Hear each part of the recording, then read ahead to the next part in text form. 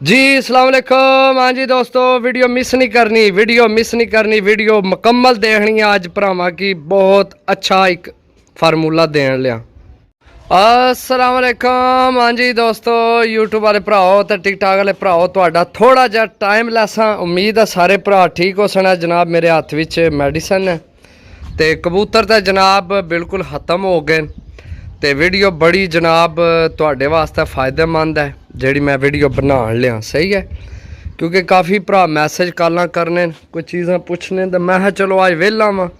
बाकी एक गल है दोस्तों, यकीन करो कबूतर कोनी है। मैं इस टाइम डेली चढ़ना, दाना पानी पान, अज कबूतर कोनी, बड़ी बेरौनकी हुई है।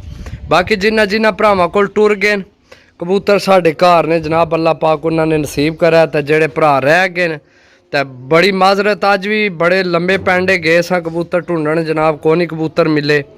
तो उम्मीद है कि कल इंशाल्लाह कबूतर लैके आपसा जरूर इंशाल्लाह। एक भरा नाल गल चल रही है तो कबूतर लैके आपसा थोड़े आनी ने, साफ सुथरे आनी ने, ताकि जनाब किसी भरा ना टाइम ना जाया जाए। सही है। तो मोबाइल मेरा अज ऑफ हो गया क्योंकि मैं बड़ा दूर गया सा कॉल सुन के। कई भरावां दी आइए भी कॉल रह गई, हूँ कई भरा कॉल करन लगे हो सन। तो मोबाइल मेरा बंद है, हूँ मैं चार्जिंग ला के तो हूँ ही आया। तो मैं है भी छत चलीए तो भरावां की एक जड़ी है वीडियो ऐसी दसीए, ऐसी मैडिसन कि जनाब कोई यार दोस्त भरा तुहानू नहीं दसन लिया, क्योंकि साडा रोज़ ना काम माशाअल्लाह 32-33 साल हो गए मैनू इस लैन विच। बड़ा शौक किया, बड़ा शौक किया। वक्त नाल ही हर चीज़ होनी है दोस्तों।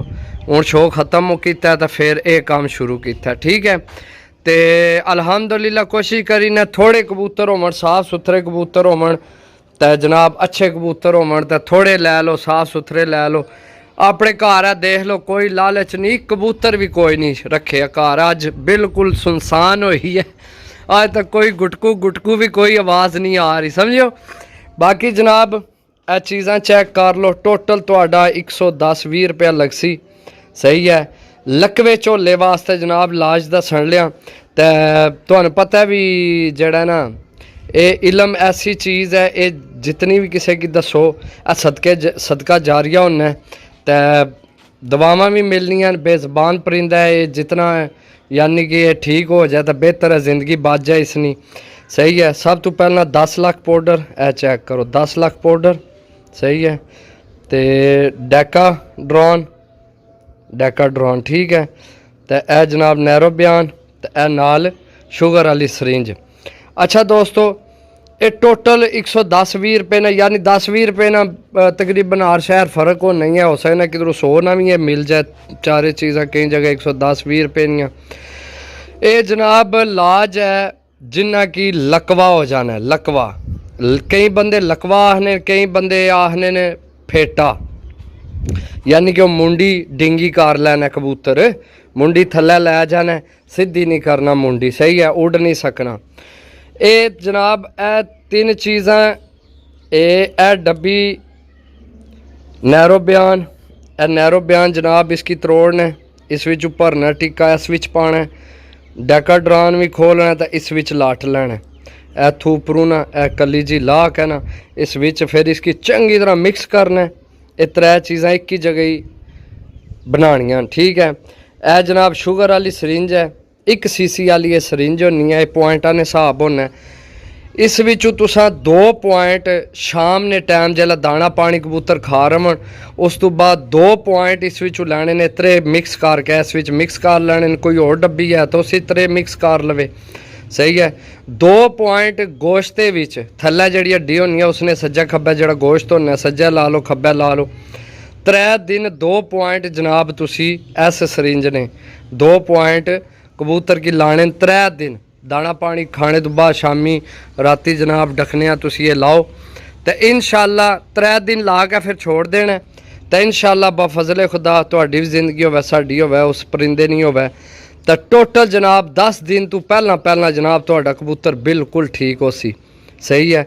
यकीन करो ए उस्ताद तुसी जान लियो सो, उस्ताद नईम भट्टी साहब जनाब ऑफ सियालकोट, ए उन्होंने असां तो उन्होंने कोलू ये लिया है फार्मूला। ठीक है। असां कि उन्हें ही दस्या, जिहड़ी चीज़ जिहड़ा बंदा दस्सै ਉਸੇ ਨੇ ਨਾਂ ਲੈਣਾ ਚਾਹੀਦਾ।